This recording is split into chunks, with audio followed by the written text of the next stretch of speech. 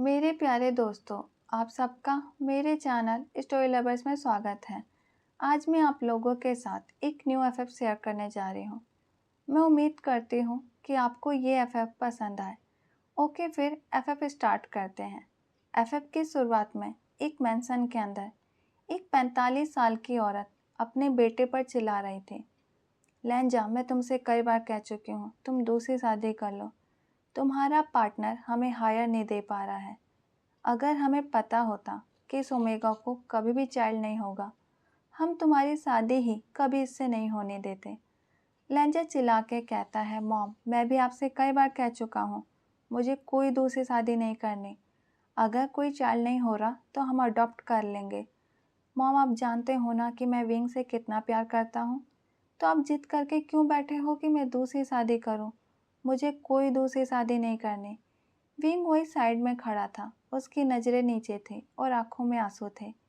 ये कोई नई बात नहीं थी कि विंग की मॉर्निंग की शुरुआत ऐसे हो। विंग और लैंजा कॉलेज के समय से ही एक दूसरे से बहुत प्यार करते थे। कॉलेज कंप्लीट होने के बाद उन्होंने परिवार वालों से इजाज़त लेके शादी कर ली। विंग एक अनाथ था, वो इस दुनिया में अकेला था। उसे लगा शादी के बाद सब कुछ ठीक हो जाएगा, उसे एक फैमिली मिल जाएगी। शादी के कुछ सालों तक सब कुछ ठीक भी चला, लेकिन अब शादी को 7 साल हो गए थे। लैंज और विंग को कोई भी चाइल्ड नहीं हुआ।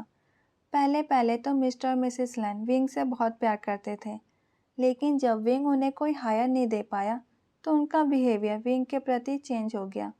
वो बार बार विंग को ताने मारा करते थे कि उसकी वजह से लैंजा कभी भी डैड नहीं बन पाएगा, उसे उसकी ज़िंदगी से चले जाना चाहिए। ऐसा नहीं है कि विंग ने डॉक्टर से कंसल्ट करने की कोशिश नहीं की, उसने बहुत कोशिश की, लेकिन सबका एक ही जवाब था कि वो कभी भी पेरेंट्स नहीं बन पाएंगे। विंग ये सारी बातें सोचे रहा था कि लैंजा के चिल्लाने की आवाज़ आई, मॉम, सुबह सुबह ये टॉपिक मत लाया करो, मुझे हॉस्पिटल जाने के लिए लेट हो रहा है। लैंजा एक बहुत बड़े हॉस्पिटल में डॉक्टर था।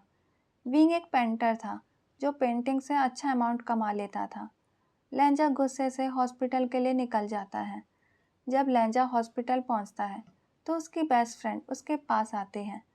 बैंकिंग लैंजा से कहती है, क्या हुआ डॉक्टर जी, आज भी आपका मूड ऑफ है? फिर घर में कोई प्रॉब्लम हुई है क्या? लैंजा कहता है, बैंकिंग, तुम तो सब जानते हो हमारे घर में क्या चल रहा है। हर रोज़ का सेम ड्रामा, मैं परेशान हो चुका हूँ। तुम ही बताओ मैं क्या करूँ?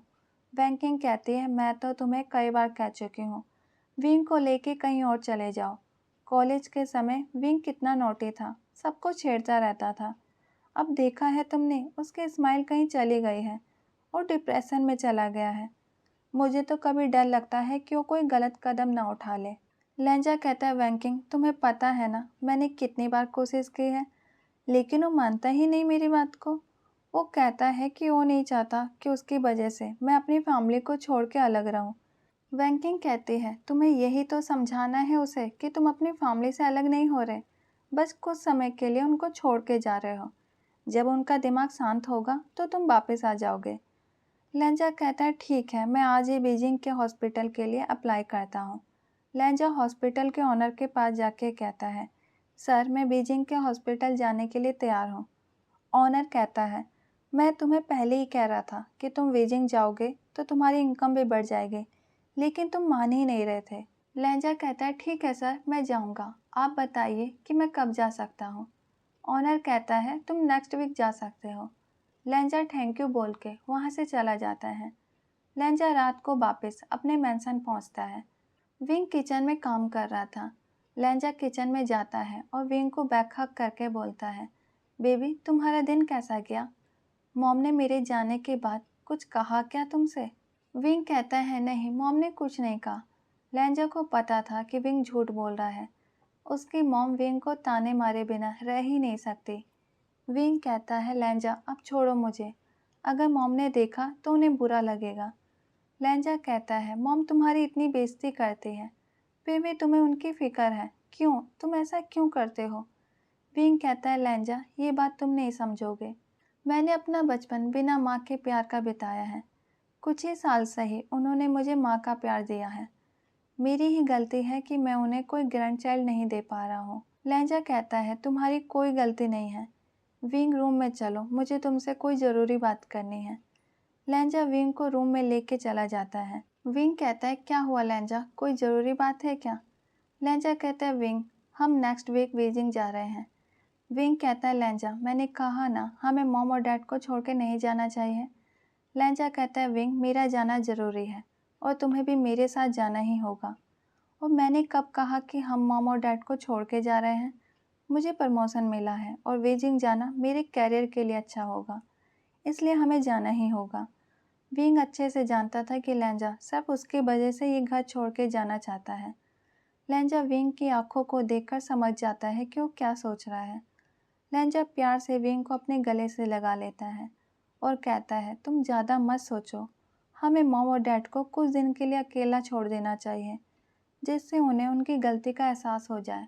जब हम ये शहर छोड़ के दूसरे शहर चले जाएंगे, तुम देखना वो खुद हमको दोबारा बुला लेंगे और उन्हें अपनी गलती का एहसास भी हो जाएगा। विंग लैंजा की तरफ बहुत ही मासूमियत से देखता है और कहता है अगर उन्होंने हमें कभी वापस नहीं बुलाया तो मेरी वजह से तुम भी अपने पेरेंट्स से अलग हो जाओगे। मैं ऐसा नहीं चाहता। लैंजा कहता है विंग, मैं अपने पेरेंट्स को अच्छे से जानता हूँ, तुम मुझ पर भरोसा रखो। देखना वो हमारे बिना नहीं रह पाएंगे, इसलिए तुम मेरी बात मानो और अपना सारा सामान पैक कर लो, क्योंकि हमें नेक्स्ट वीक जाना ही होगा। विंग लैंजा की बात मान लेता है। लैंजा ने एक डीलर की सहायता से बीजिंग में एक घर रेंट पर ले लिया था, जो बड़ा भी था और सस्ता भी। लैंजा ने वो घर सामने से नहीं देखा था, लेकिन उसे उस घर की फ़ोटो बहुत पसंद आई थी। लैंजा ने अपने पेरेंट्स को भी बता दिया था कि वो विंग के साथ बीजिंग जा रहा है। मिसेस लैन ये बात सुनकर बहुत ही गुस्सा हुई। वो नहीं चाहती थी कि लैंजा और विंग उन्हें छोड़कर जाए, इसलिए वो नाराज़ हो गई। उनको लगा कि लैंजा और विंग जब उन्हें नाराज़ देखेंगे तो खुद नहीं जाएंगे, इसलिए उन्होंने लैंजा और विंग को नहीं रोका। लेकिन ऐसा नहीं हुआ। लैंजा और विंग नेक्स्ट वीक जाने के लिए अपना मन बना चुके थे। एक हफ्ते बाद लैंजा और विंग अपने नए सफ़र के लिए निकल गए। विंग थोड़ा दुखी था, लेकिन लैंजा जानता था कि ये ज़रूरी है, क्योंकि लैंजा अच्छे से जानता है कि हर रोज़ के तानों से विंग अंदर से टूट रहा है, इसलिए उसे उसका फ़ैसला बिल्कुल सही लग रहा था। लैंजा और विंग बीजिंग पहुंचकर सीधा डीलर के पास जाते हैं। डीलर उन्हें उनके सपनों के घर लेके जाता है, जहां उन्हें शांति मिलने की उम्मीद थी, जहां मिसेस लैन के ताने विंग के दिल को छन्नी नहीं करेंगे, जहां लैंजा को सुबह सुबह का ड्रामा नहीं देखना पड़ेगा, जहां दोनों बड़े ही प्यार से अपनी ज़िंदगी को बिता पाएंगे। इस उम्मीद के साथ दोनों अपने नए घर में जाते हैं, लेकिन पता नहीं क्यों डीलर ने घर के अंदर आने से मना कर दिया। लैंजा को अजीब तो लगा, लेकिन उसने इस बात को इग्नोर कर दिया। लैंजा ने डीलर को 1 साल का एडवांस रेंट दे दिया, क्योंकि डीलर का कहना था कि उन्हें एक साथ 1 साल का रेंट देना ही पड़ेगा, क्योंकि ये घर सस्ता है और मकान मालिक का यही रूल है। डीलर वहाँ से चला गया। जैसे ही दोनों मकान के अंदर गए, विंग कुछ देखकर स्माइल करने लगा। विंग ने अपने पीछे देखा और उसकी स्माइल और बढ़ गई। विंग की शर्ट हल्की सी हवा में थी, जैसे उसकी शर्ट को किसी ने पकड़ रखा हो। विंग की नज़रों का पीछा करते हुए लैंजा ने भी उस तरफ देखा, लेकिन लैंजा को कुछ भी नज़र नहीं आया। लैंजा सोचता है विंग क्या देखकर स्माइल कर रहा है। फिर उसे लगता है शायद वो अपने नए घर को देखकर खुश है। लैंजा और विंग पूरे घर को देखते हैं। उन दोनों को वो घर बहुत पसंद आया। लैंजा विंग से कहता है बेबी, मुझे हॉस्पिटल जाना होगा, मुझे वहाँ आज से ही ज्वाइन करना होगा। मैं तुम्हें घर का सारा सामान ला के दे देता हूँ, तुम घर को मैनेज कर लेना। विंग बहुत ही प्यारी स्माइल के साथ कहता है लैंजा तुम जा सकते हो, तुम ज़्यादा मत सोचो, मैं सबको संभाल लूँगा। कौन सा मैं इस घर में अकेला रहूँगा। लैंजा ने विंग की लास्ट लाइन को गौर से नहीं सुना, या उसे लास्ट लाइन समझ नहीं आई, पता नहीं, क्योंकि लैंजा ने उस लाइन को इग्नोर कर दिया और वो मार्केट जाके घर का सारा सामान खरीद के आया। फिर वो हॉस्पिटल के लिए निकल गया। आज उसका नए हॉस्पिटल में पहला दिन था। विंग लैंजा के जाते ही एक 4 साल के बच्चे की तरफ स्माइल के साथ देखने लगा, जो कब से विंग की कमीज पकड़कर घूम रहा था। विंग उस बच्चे का हाथ पकड़ता है और उसे अपने सामने लेके आता है। विंग बहुत ही प्यार से कहता है तुम कौन हो, तुम्हारा नाम क्या है, तुम्हारे पेरेंट्स कौन हैं। 4 साल का क्यूट बॉय कुछ नहीं बोलता, बस वो बहुत ही प्यार से विंग की तरफ देख रहा था। विंग कहता है कुछ तो बोलो। 4 साल का बच्चा कहता है मुझे कुछ नहीं पता, आप मेरे डैडा हो, बस मैं इतना ही जानता हूँ। विंग ये सुनकर बहुत ही खुश होता है क्योंकि वो कब से पेरेंट्स बनना चाहता था। शायद भगवान को उस पर तरस आ गया, इसलिए इतना प्यारा सा बच्चा उसे अपना डैडा बता रहा है। विंग को अपना अकेलापन दूर करने के लिए एक बच्चा चाहिए था और इस बच्चे को उसके डैडा चाहिए थे। शायद दोनों को एक दूसरे की जरूरत थी, लेकिन क्या सच में ये दोनों एक दूसरे की कमी को पूरा करेंगे? शायद विंग ने एक बात को नोट नहीं किया। ये 4 साल का बच्चा सिर्फ उसे नजर आ रहा था। लेंजा को वो बच्चा नजर नहीं आया था। यह विंग को पता था, लेकिन उसे इस बात से कोई फर्क नहीं पड़ता था कि बच्चा जिंदा है या मरा हुआ है। बस वो अपना प्यार किसी पर लुटाना चाहता था और उसे ये बच्चा अच्छा लगा क्योंकि इस बच्चे ने खुद से उसको डैडा कहा था। ये बच्चा देखने में बहुत ही सुंदर था। देखने से ऐसा लगता था जैसे वो किसी अच्छी फैमिली से बिलोंग करता हो। विंग उस बच्चे से कहता है आज से तुम्हारा नाम युआन है और तुम मेरे बच्चे हो। तुम मुझे डैडा कहोगे और जो मेरे साथ आए थे उन्हें डैड कहोगे। युआन को सोचता है और कहता है नहीं, मैं सिर्फ आपको डैडा कहूँगा।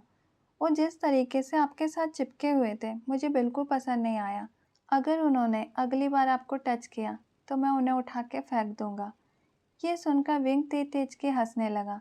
इतना छोटा सा बच्चा उसके लिए पॉजिटिव हो रहा है, उसको उसी के हस्बैंड से अलग रखना चाहता है।